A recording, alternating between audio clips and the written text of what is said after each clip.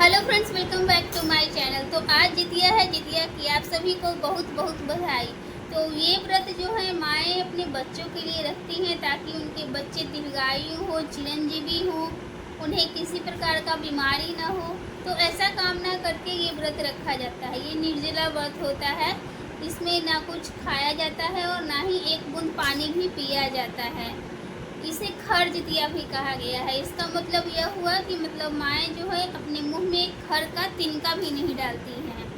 ये व्रत नहाए खाए से स्टार्ट हो जाता है। नहाए खाए के दिन सुबह में भगवान की पूजा की जाती है और पूजा करने के बाद उस दिन खाने में बनता है नेनुआ, झुगनी, नोनी का साग, कंदा, ये सब सारी सब्जियां बनती हैं। पोई का पत्ता हुआ और फिर पुआ बनता है, पूड़ी बनता है।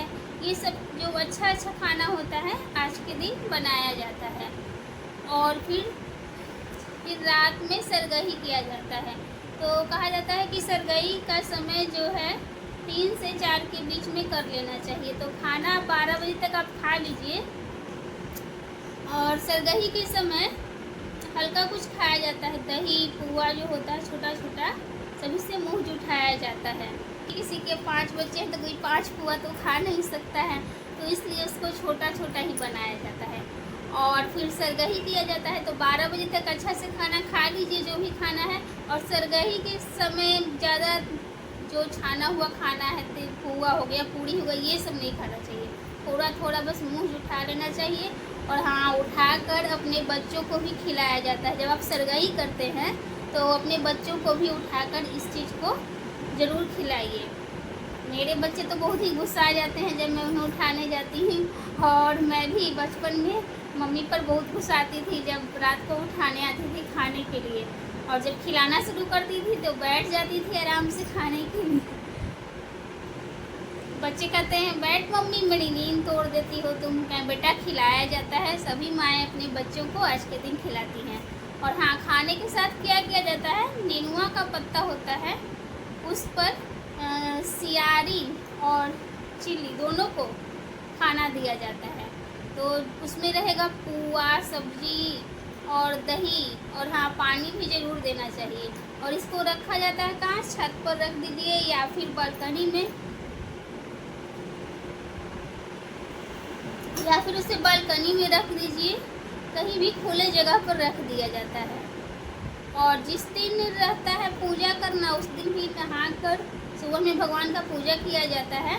और फिर मुहूर्त देखकर शाम से पूजा शुरू हो जाता है जितिया का। और इसमें जितवाहन देव का पूजा किया जाता है। और सभी महिलाएं मिलजुल कर इस पूजा को करती हैं। और कहीं कहीं जितिया भी पहना जाता है और कहीं नहीं पहना जाता है, लेकिन बहुत सारे लोग जितिया पहनते हैं। और पारण के दिन फिर बनाया जाता है जो अथी होता है, केराव होता है, उसका घुगनी बनाइए या फिर झोर बनाइए, वो बनता है। कंदा का, नेनुआ का, सतपुतिया का सब्जी बनता है और कई तरह की पकौड़ियाँ बनता है। तो ये हो गया पारण का खाना। और चलिए अब आपको हम जितिया का कहानी भी सुनाते हैं। तो आज के दिन इस कहानी को ज़रूर सुनना चाहिए, बहुत ही पुण्य होता है। तो चलिए फ्रेंड्स, शुरू करते हैं जितिया की कहानी। नर्मदा नदी के किनारे एक पाकड़ का पेड़ था जिस पर चिल्ली और पेड़ के नीचे सियारन रहा करती थी। तो एक बार उन लोगों ने देखा कि कुछ महिलाएं जो हैं पूजा कर रही हैं। तो उन लोगों ने सोचा किस चीज़ का पूजा है, तो जितिया का पूजा था। सोचा क्यों ना हम भी कर लें। तो जिस दिन जितिया का व्रत रहा उसी दिन एक राजा की मृत्यु हो गई और लोग उस लाश को जलाने गए तो पानी बरसने लगा। तो लोग उसको छोड़कर चले गए। और फिर सियारन को ये देखकर मुंह में पानी आने लगा और उसने लाश को खाना शुरू कर दिया। और फिर अगले जन्म में क्या हुआ, दोनों ने एक ब्राह्मण के घर में जन्म लिया। शीलावती हुई और छोटी बेटी कपड़ावती हुई। दोनों की शादी हो गई। शीलावती के 7 बेटे हुए जबकि कपड़ावती के बच्चे होते ही मर जाते थे। और यह देखकर उसे जलन होने लगी और अपने पति से कहकर उसने उसके 7 बेटों के सर कटवा दिए और एक प्लेट में लाल कपड़े से ढककर बड़ी बहन के घर भिजवा दिया।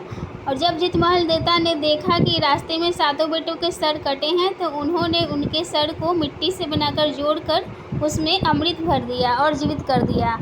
और फिर सर की जगह पर फल कर कर और बड़ी बहन के यहाँ भेज दिया। उसने देखा कि सभी बेटे जब उसके ज़िंदा हैं तो वह मूर्छित हो गई, और मूर्छित होने के बाद होश में आई तो उसकी बड़ी बहन ने उसे सारी बातें बताई कि किस तरह से उसने जितिया का व्रत तोड़ दिया था, और यही कारण हुआ कि उसके बच्चे जो हैं मर जा रहे हैं। और ठीक उसी समय फिर से उसकी मृत्यु हो गई। तो जिस तरह से जितवाहन देवता ने उसके बच्चे को बचाया, सभी के बच्चों की रक्षा करें। तो यह है चिल्लो और सियार की कहानी, जो कि जितिया में सुना जाता है।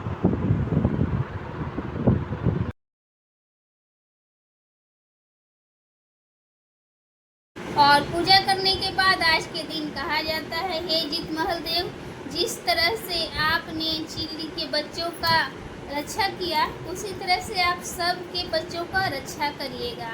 और कहा जाता है, चिल्लो नियर सब कोई, सियारो नियर कोई ना। तो फ्रेंड्स, कैसा लगा आज का जितिया का कहानी, कमेंट्स कर ज़रूर बताइए।